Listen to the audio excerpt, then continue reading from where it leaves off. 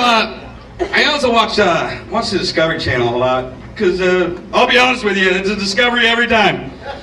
I saw this thing on the Discovery Channel where 80 to 90% of all cosmetics for the face contain some trace of whale semen. 80 to 90%! I don't know if this bothers any guy here, because a woman will put whale semen on her face, but when I ask her, she says no. So, I'm living in Newton. I'm 24, I'm single, and Newton isn't exactly like the hub of hot, single, available men wanting to go out with me.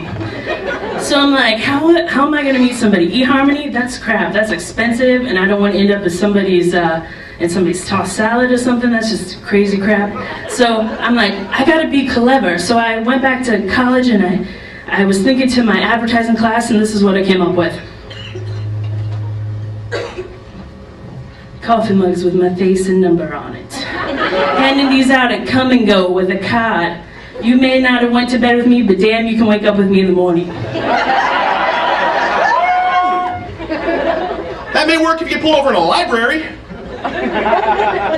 Plus, if you're talking to drunk people, here's a little tip. When you say, shut the hell up, sounds a lot like, hey guys, be assholes. Cop comes up and he's like, I'll need to see some identification. My friend wakes up and looks over and says, you don't need to see his identification.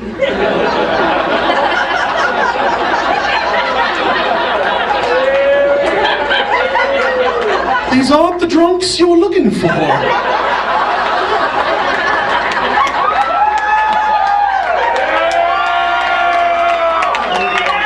Another thing that upsets me about women is a lot of women try to trick you and make you feel bad when there's absolutely no reason to do that, because it's not our fault all the time.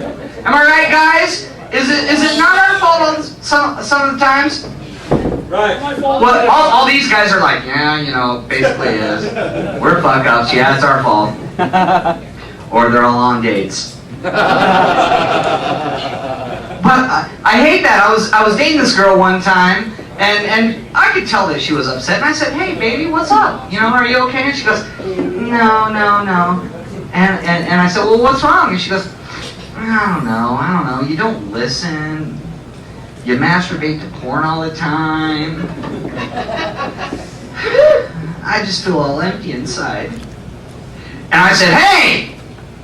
You cannot blame that on me, because I didn't know you when you got that hysterectomy.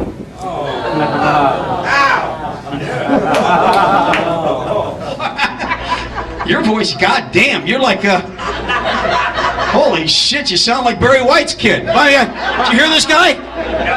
Mike, that's a good voice. Just say some more so the people gotta hear. See, the people in the back you can't hear, but here's what I hear. Listen to this. Just tell them what your name is. Jeff. His name's Jeff. Holy shit. What do you do, Jeff? I work for the phone company. You work for the phone company? So if you ever go to the phone and say, hey, listen, I'm having trouble with my service, well, fuck you, we'll be out there in 3 days. Is this Jeff? No, fuck, this ain't Jeff. I can swear this is Jeff. It sounds like Jeff. No, it's not Jeff. It's not politically correct to talk about that stuff anymore. And, you know, I really get tired of politically correct things, politically correct people. You know, if your kid comes up to you, and I watched this the other day, this little kid ran up to his mother and he says, Mommy, look at that guy, he's bald. And she says, well, maybe he's got chemo, don't point, you know. And he walks up to another one, he says, Mommy, look at that skinny woman. And his mother said, yeah, she's a bitch, don't point. And he walks up and says, Mommy, why is that guy getting oral sex from that woman? She says, well, he used to be a president, don't point. This is a true story. This really happened 3 weeks ago, New York City. Woo! Leg came crawling from the sky. Human leg from the sky into a lady's backyard. Yeah. She was all sad about it. She was like, oh, it's so sad. It came from a guy trying to escape from his country, and he did in the wheel well of an airplane. Oh, that's kind of sad. But what's really sad is she wasted it. Yeah. She gave it back to the authorities. If I had a free human leg, I would use that leg, you know? There's all kinds of great stuff you can do with a human leg. I'd wait by the front door for a salesman to come by. and then toss it out. The sign says no solicitors! None! Zero!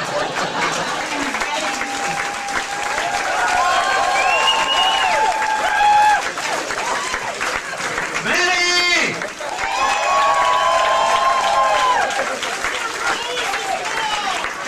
No, that ain't my mom. That's my girlfriend.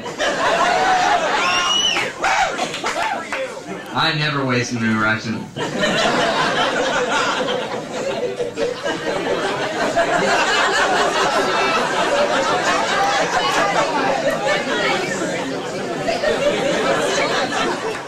She didn't play. She was strict. I was raised in a real strict Christian home. Strict, like it was cool, but we were the only kids in the neighborhood that dressed up as Bible characters for Halloween. Like, how scary can you be? Who are you, little boys? I'm Moses. Because when I first got started in this business, now I say this business, I was not a comedian, I was a magician. That's trying to learn how to get funny, so I didn't know what to do. It was hard. I studied all the books, I read all the autobiographies, all the great comedians, all of them seem to have things in common. All of them have tragedy in their lives. Now, check it out. Every one of them, either a minority, brought up in a put-down society, some struggled with poverty, some of them came from dysfunctional families, some of them were unattractive growing up, made fun of all their life. It seems to be great tragedy to be a great comedian. That's why I'm a magician. Look at me. I'm like a white Anglo-Saxon Methodist. I'm not even a wasp. I'm a wasm. All right. Now, I don't claim to know everything, but I do know this. You know those crop tops and midriff shirts and baby tees? Those shirts are not for everybody. Fat ladies, don't wear them. And it's truly not an easy way to explain this, but give me a second.